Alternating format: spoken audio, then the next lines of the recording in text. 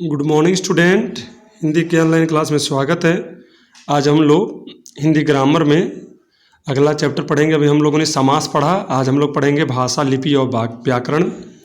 देखिए, मनुष्य एक सामाजिक प्राणी है, समाज में रहता है तो अपने हिसाब से बोली भाषा वो बोलता होगा। हम लोग अगर पहला हेडिंग हम लोग का जो है वो है भाषा। भाषा किसे कहते हैं? तो बच्चों, भाषा वह माध्यम है जिसके द्वारा मनुष्य बोलकर या लिखकर अपनी बातों को, अपने भावों को, अपने विचारों को आदान प्रदान करता है, एक दूसरे से आदान प्रदान करता है। अब हम लोग कह सकते हैं भाषा कितने रूपों में होती है या कैसे होती है। तो बच्चों, भाषा मुख्य रूप से दो रूपों में होती है। एक मौखिक रूप से, यानी जो हम लोग बोलते हैं, और एक लिखित, जो हम लोग कोई काम लिखित करते हैं। तो मौखिक भाषा की परिभाषा हम लोग कहें तो कहते हैं बोलचाल की भाषा को हम लोग मौखिक कहते हैं।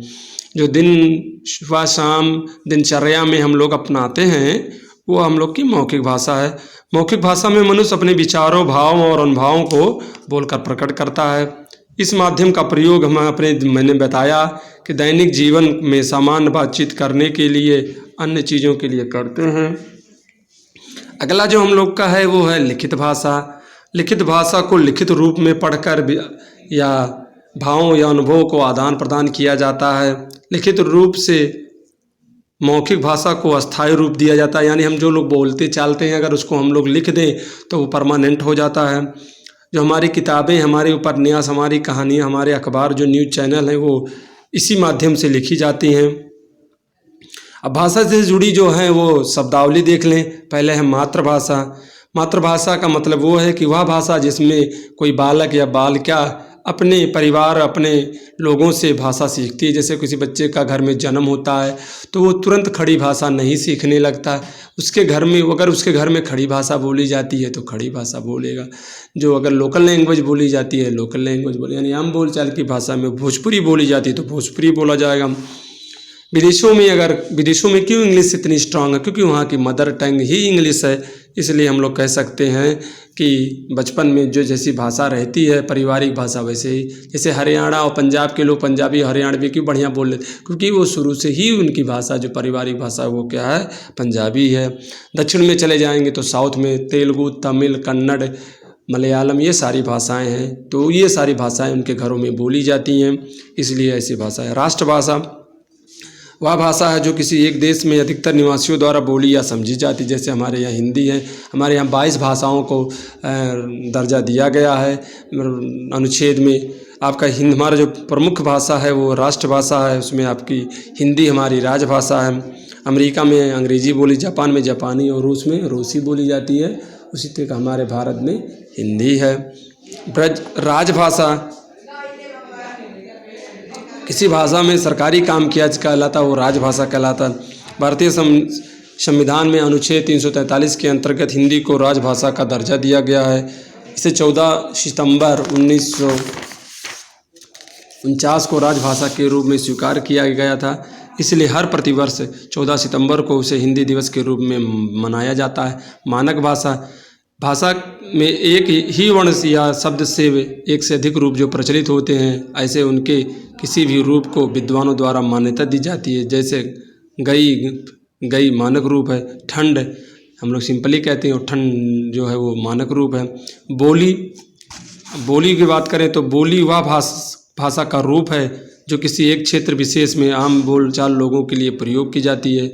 इनका उपयोग जो मुख्य रूप से उन्हीं तक सीमित रहता है जहां लोग वे रहते हैं, या मुश्किल से 10 से 15 किलोमीटर की दूरी पर यह बोले जाने वाली बोली में हल्का सा अंतर आ जाता है। किसी भी भाषा की अनेक बोलियां हो सकती हैं। किसी भी देश में हजारों बोलियां हो सकती हैं। ये लोग की बोलचाल द्वारा अपने आप जन्म ले लेती हैं।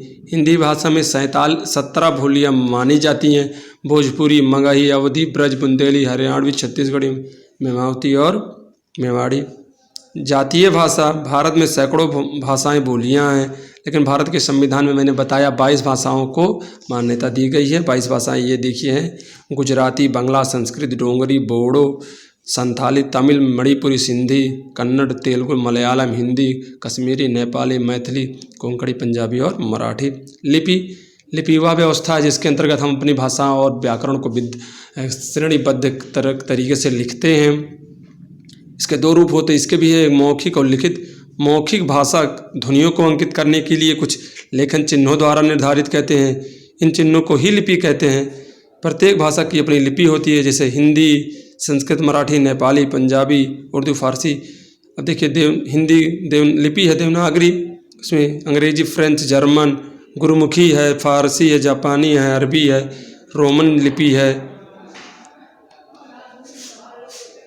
देखिए हम लोग की हिंदी, मराठी और नेपाली की जो लिपि है वो देवनागरी है, पंजाबी की जो लिपि है वो गुरुमुखी है, उर्दू फारसी की जो लिपि है वो फारसी है, अंग्रेजी और फ्रेंच और जर्मन की जो लिपि है वो रोमन लिपि है, जापानी की लिपि जो है वो जापानी है, और अरबी की जो लिपि है वो अरबी है। ठीक है। अब क्या है व्याकरण। व्याकरण में क्या है, इस वाक्य को पढ़ना है। व्याकरण के अंग कौन कौन से हैं? 3 अंग हैं। वर्ण विचार, इनमें वर्णों के भेद, उच्चारण, लेखन और संयोजन पर विचार किया जाता है। शब्द विचार, इसमें शब्दों की उत्पत्ति, भेद, रूपांतर और रचना का पर विचार किया जाता है। वाक्य विचार, इसमें वाक्य संरचना, वाक्य भेद, वाक्य रूपांतरण और विराम चिन्ह है। ये आपका चैप्टर खत्म हो गया है, सेकंड चैप्टर है, सेकंड चैप्टर वर्ण विचार। अब हम लोग देखिए इसमें आपका कौन कौन से हेडिंग आपको परिभाषा लिखनी है। देखिए भाषा का परिभाषा लिखना है आपको, भाषा के जो रूप है मौखिक और लिखित उसकी परिभाषा लिखना है। राष्ट्रभाषा, राजभाषा, मातृभाषा, इसकी परिभाषा आप लोग को लिख के कॉपी में दिखानी है। और बोली की भाषा लिखनी है, और लिपि, बोली और लिपि इसकी आपको क्या करनी है, परिभाषा लिखनी है। कल हम लोग सेकंड चैप्टर पढ़ेंगे। धन्यवाद।